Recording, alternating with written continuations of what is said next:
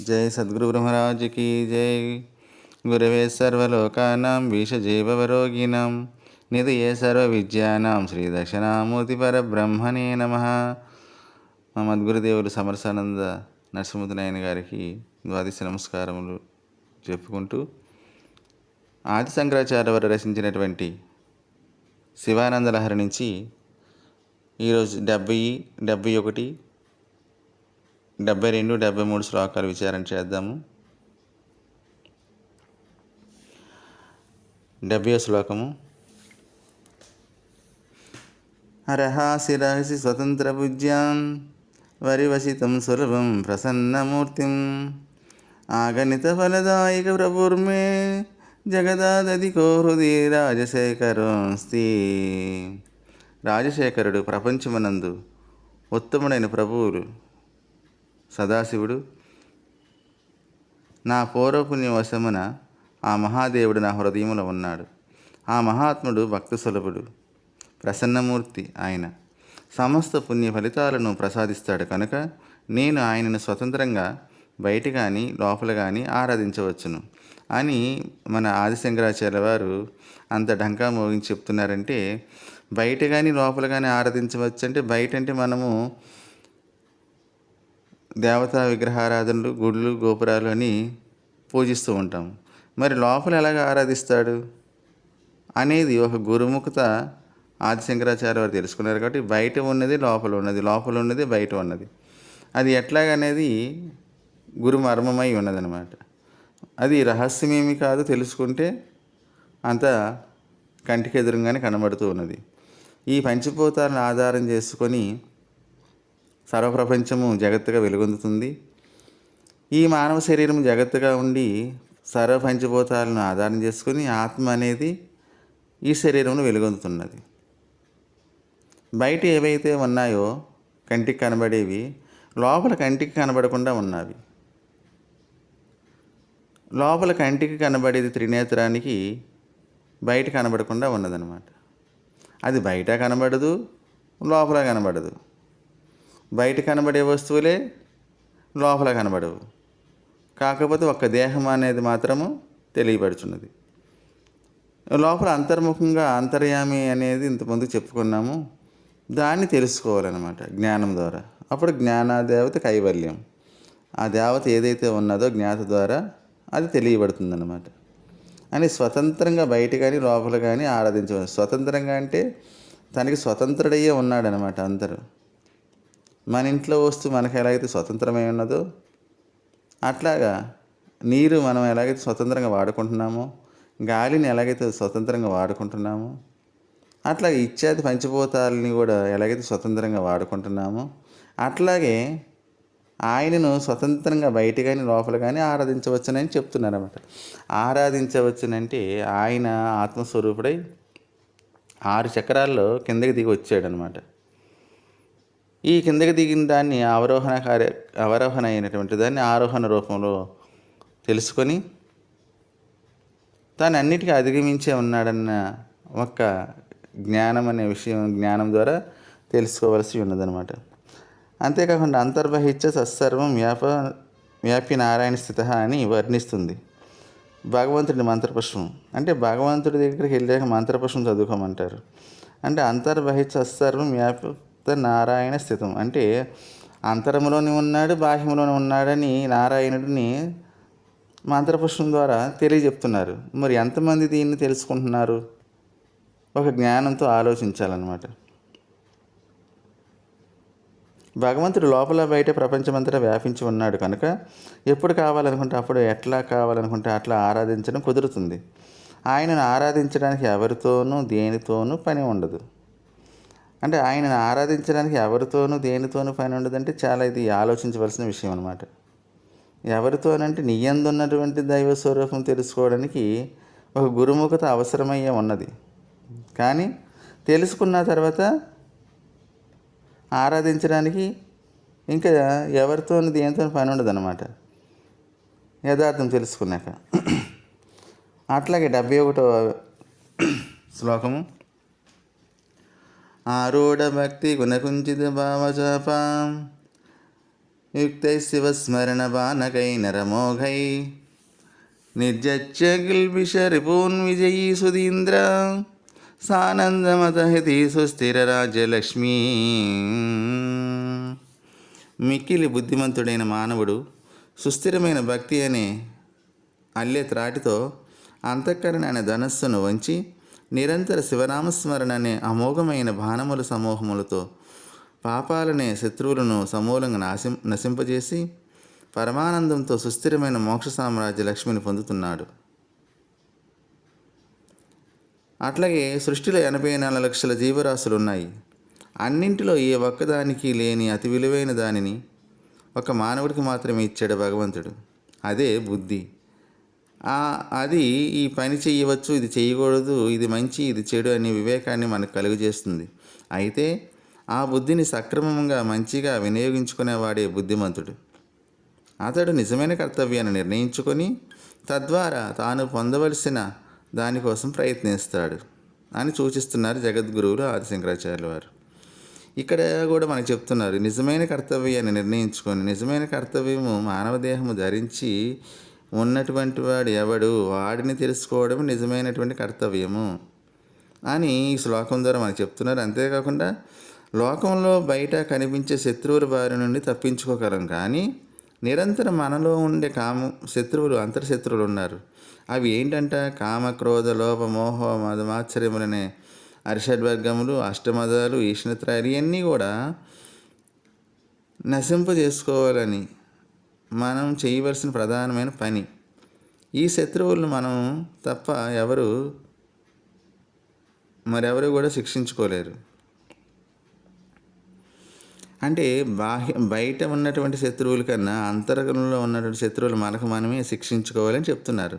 కనుక వీటిని మనమే అదుపులో ఉంచుకునే ప్రయత్నం చేయాలి. మనం అదుపులో ఉండాలంటే మనం వేసుకున్న షర్టే మనము రెండవ రోజుకు సాయంత్రానికి మాసిపోతుంది. దాన్ని మురికి వదిలించుకోవాలి.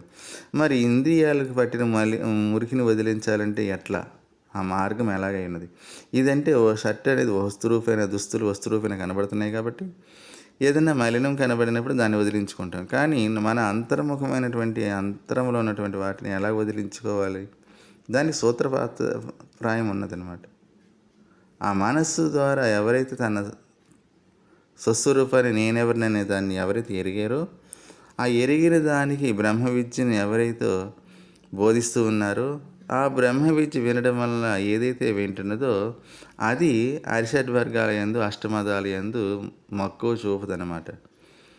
చిన్నపిల్లోడిని మనం దండించి మంచిదారులు ఎలాగైతే పెట్టుకుంటామో, అట్లాగే ఏదైతే దుష్టగుణాలతో ఉన్నదో ఆ దుష్టగుణానికి అధిష్టానమైనటువంటి ఆత్మస్వరూపాన్ని గురుముఖత ఆ ఆత్మబోధన ఎరిగితే ఆ ఆత్మ పరిశుద్ధం అవుతుందన్నమాట. అప్పుడు శుద్ధముగా తయారై ఆత్మశుద్ధి లేని ఆచారం అది ఎలా, భాండశుద్ధి లేని పాకమేలా, చిత్తశుద్ధి లేని శివపూజలు ఎలరా విశ్వధాభిరామ వినురవేమ అంటున్నారు.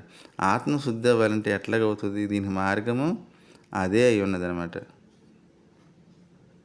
మరి ఆనాడు యోగి వేమన ప్రపంచానికి చాటి చెప్పారు. కానీ ఎవరు దీన్ని తెలుసుకుంటున్నారు? దీన్ని తెలుసుకోకుండా దేవుడు కావాలని దేవాలయాల చుట్టూ తిరుగుతున్నారు.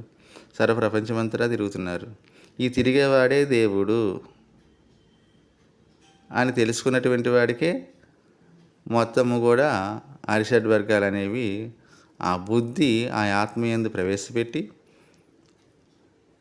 ప్రచోదకమైనట్టు ఆ ప్రకాశ స్వరూపమైనటువంటి దాన్ని తెలుసుకొని దాని ద్వారా బ్రహ్మ విద్యను పొందితే అదే ప్రజ్ఞాన బ్రహ్మ, అహం బ్రహ్మాస్మి, తత్వమసి బ్రహ్మ, ఐమాత్మ బ్రహ్మ అని తెలిసి ఆ బ్రహ్మము నిజమా కాదా, ఏది జనన మరణాలు పొందుతున్నది, ఏ జనన మరణాలకు ఏది మూల కారణమై ఉన్నది అని తెలుసుకొని దాన్ని విచారించి గురుముఖత దాన్ని లేకుండా చేసుకున్నటువంటి వాడికే కర్మ జన్మ విముక్తి అవుతాయి. కానీ మరే ఇంకా ఇతర దారి ఏమీ లేదని ఆ శ్లోకం ద్వారా మనకు తెలియజేస్తున్నారన్నమాట.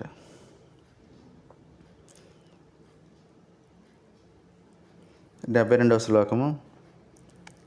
ధ్యానాంజనేన సమవేక్ష్య తమః ప్రదేశం విత్వా బిలిబిరీశ్వర నామమంత్రై దివ్యాశ్రితం భుజగణభూషణమద్వహంతి యో పాదపద్మమిహతే శివ తే కృతార్థః.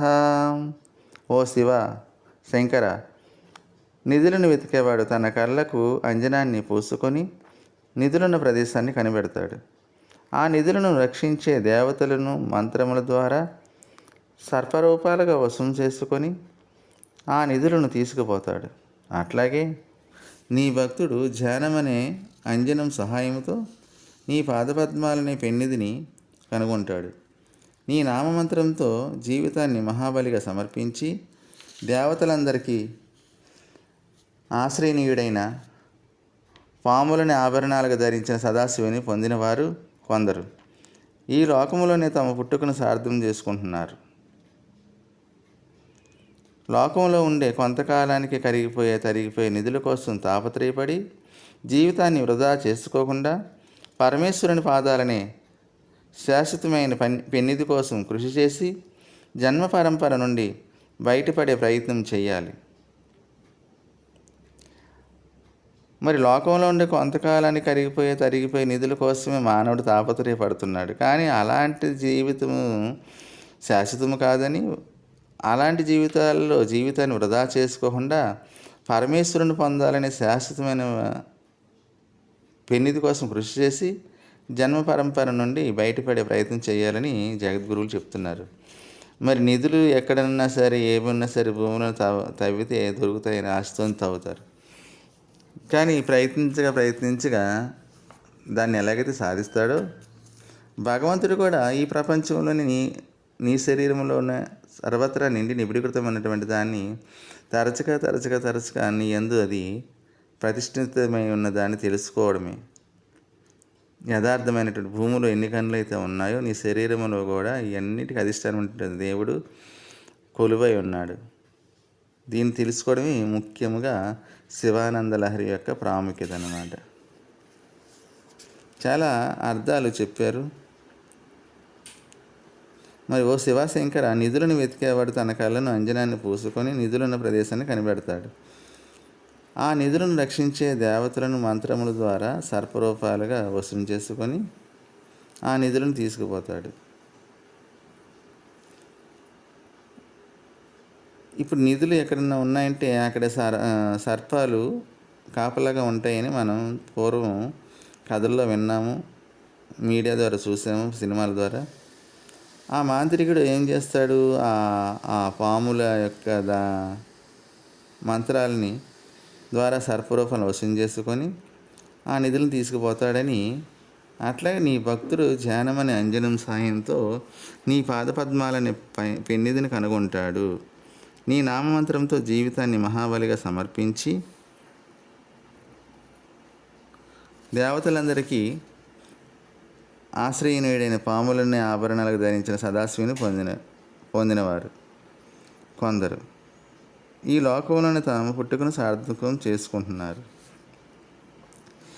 ఈ మనికి నిధులున్న దానికి ఎలాగైతే సర్పాలు ఉండి కాపలాగా ఉంటున్నాయో, శివుడిని పొందడానికి ఈ విశ్వం అనే గుణాలు, ఈ జీవుడనే ఈశ్వరత్రయాలు, వాసనత్రయాలు, శర్వ ఇవన్నీ కూడా విషయంతో సమానం అన్నమాట.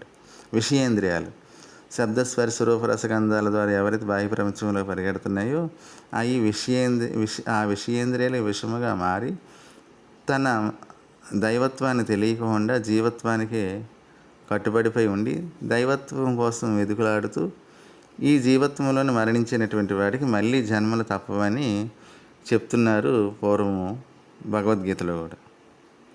ఈ ఇంత యథార్థాన్ని తెలుసుకున్నటువంటి మళ్ళీ జన్మ లేదని చెబుతున్నా సరే దీనికోసం ప్రయత్నించడం లేదు. ఎక్కడ దొరుకుతుందని ఒక గురువు ఉన్నారు, అన్ని విచారం చేసి యథార్థంగా తెలియజెప్పడానికి సద్గురువులు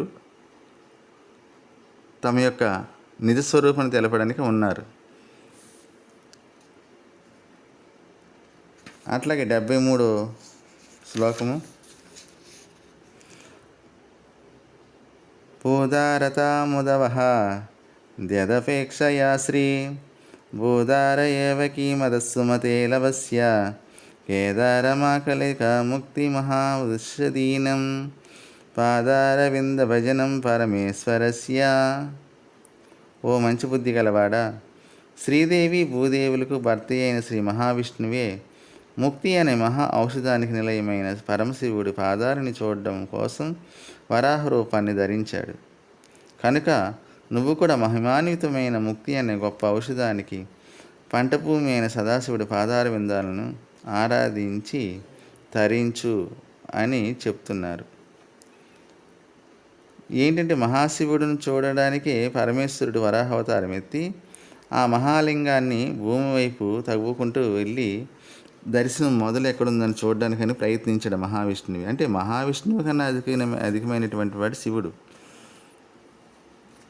బ్రహ్మ కన్నా అధికమైనటువంటి వాడు శివుడు. ఈ యథార్థాలు తెలియాలంటే యథార్థముగా జగద్గురు ఆదిశంకరాచార్య వారు ఏ గురువునైతే చేరి ఆశ్రయించి తెలుసుకున్నారో ఆ గురువు ద్వారానే యథార్థం తెలియబడుతుందన్నమాట. అట్లా సంసారం అనే జబ్బు తగ్గాలంటే ముక్తి అనే మందు వేసుకోవాలి. శరీరం రోగం తగ్గాలంటే ఔషధం వేసుకోవాలి. మరి ఆ సంసారమైన జబ్బు తగ్గాలనే మందు లభించే చోటు ఎక్కడుందంటే పరమశివుని పాదార విందమున మాత్రమే. అందుకే ప్రపంచంలోని ప్రతి ఒక్కరూ ఆ పరమేశ్వరుని పాదార విందాలని ఆశ్రయించాలి. అప్పుడే పుట్టడము చావడం అనే సంసార రోగం తగ్గుతుంది. మరి మందుల కొట్టులోకి వెళ్ళి ఔషధం తెచ్చుకుంటే మందు తగ్గుతుంది. కానీ ఈ సంసారం అనే భవరోగం తగ్గాలంటే శివస్వరూపం అనేది ఎక్కడున్నది తెచ్చుకోవడానికి, అది గురు రహస్యంగా తెలియబడుతుంది అన్నమాట. 74వ శ్లోకము. ఆశాపాస క్లేశ దుర్వాసనాది కేదోద్యుకర్ధవ్యగంధైరమందైః ఆశాసాటికస్య పాదారవిందం చేతపేటిం వాసితాం మే తనోతి. దిక్కులే వస్త్రముగా కలిగిన పరమశివుని పాదపద్మము నా మనస్సు అనే పెట్టులో ఉన్న ఆశాపాసము క్లేశము మొదలైన చెడు వాసనలను పోగొట్టి దివ్యమైన సువాసనలతో పరిమళభరితం చేయుగాక. ఒక వస్తువును పొందాలనో సంపాదించాలనో కోరిక తీవ్రమైనటువంటి ఆశ. అది తీర్చలేకపోతే అదే తాడులాగా మనని చుట్టుకుంటుంది. అదే పాశము.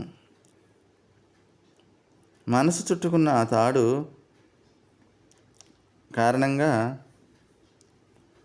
ఆ ఆశని తీర్చుకోవడం కోసం చేయరాని చేయకూడని పనులు చేస్తుంటాము. వాటి వలన వచ్చేవే క్లేశాలు, అవే కష్టాలు, బాధలు. వాటి వలన మనకి చెడు అనే దుర్వాసన అంటుకుంటుంది.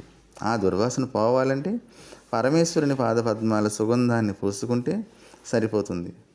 అంతేకాకుండా మనం లోకంలో భరించలేని చెడు వాసనను పోగొట్టుకోవడం కోసమని అగరవత్తులు, పరిమళ ద్రవ్యాలు ఉపయోగిస్తూ ఉంటాం. ఇది లోక వ్యవహారంలో బయట చేసే పని. మరి మనసులో ఉండే చెడు సంకల్పాలు, ఆలోచనలు, ఆశలు అనేవి బయటకు కనబడవు. అట్లాగే మన కంటికి కనబడని ఆ పరమేశ్వరుని పాదపద్మ పరిమళం కూడా మన మనస్సులోని దుర్వాసనలు పోగొడుతుందన్నమాట. జై సద్గురు బ్రహ్మరాజుకి జై.